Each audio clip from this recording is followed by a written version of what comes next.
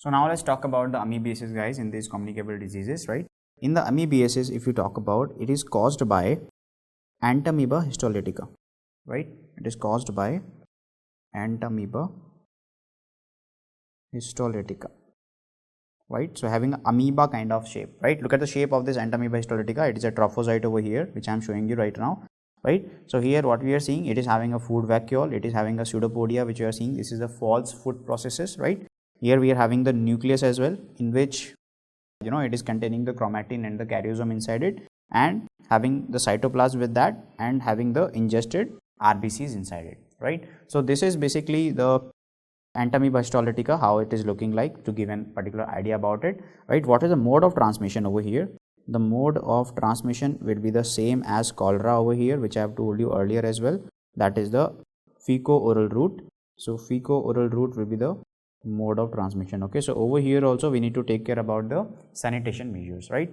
Next thing over here is that what about the clinical features if we talk about?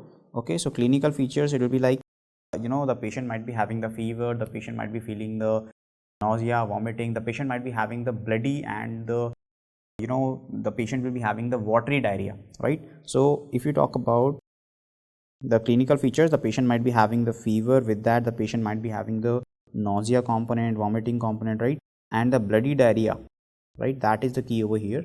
The bloody diarrhea might be there, okay, or watery diarrhea might be there, right? So patient will be having the dehydration. Patient might be having the dehydration over there, okay?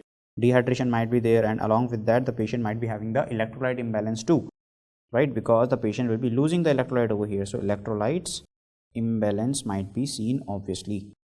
Okay, so that we should take care of, right? Isn't it? Okay, now if we talk about the incubation period over here, right? If we talk about the incubation period, right? So what will happen to the incubation period over here? Incubation period is long over here as far as this particular amoebiasis is concerned, right? It is around 5 to 6 days, and it might actually, it might go up to the weeks over here, right? How many weeks? 3 weeks could be seen. So 5 to 6 days to 3 to 6 weeks. Whereas if in the cholera, I told you it was having very short incubation period, that was around 1 to 2 days, right? And there I have told you that carriers and the cases might be there which might shed the disease further, right? For example, carriers, I told you temporary carriers was there, and the chronic carrier were there, right? And over here I'm talking about the incubation period. This is only the 5 to 6 days to 3 weeks, right? How to prevent this particular disease over here, right? So for the prevention part, we might be talking about the two methods, primary prevention and the secondary prevention. If the primary prevention you are talking about, primary prevention or secondary prevention, right?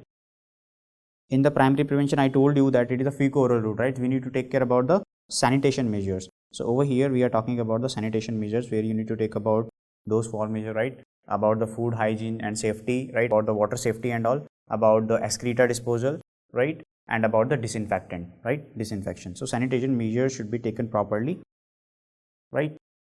Sanitation measures should be taken properly. All those 4 measures should be taken over here as well. What were those? About the food hygiene, about the water supply, right? About the excreta disposal, right? And about the disinfectant.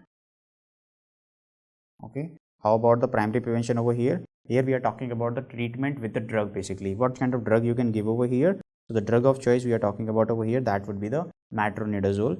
So metronidazole, because it is a protozoa, and this is the protozoal drug, anti-protozoal drug. So metronidazole we should be giving over here, right? In case if there are carriers, because carriers might be there and they might be spreading the disease, right? Like in the cholera itself. So over here also, if the carriers are present over there, right? If you are seeing the carriers are there, so drug of choice for carriers or the carrier stage, okay, over there you can give them diiodohydroxyquine. Okay, diiodohydroxyquine. Okay, so that drug might be given. Okay, already it has been asked. So drug of choice is metronidazole, very important, and the drug of choice for carriers, it would be diiodohydroxyquine. So that was about the amoebiasis. Thank you.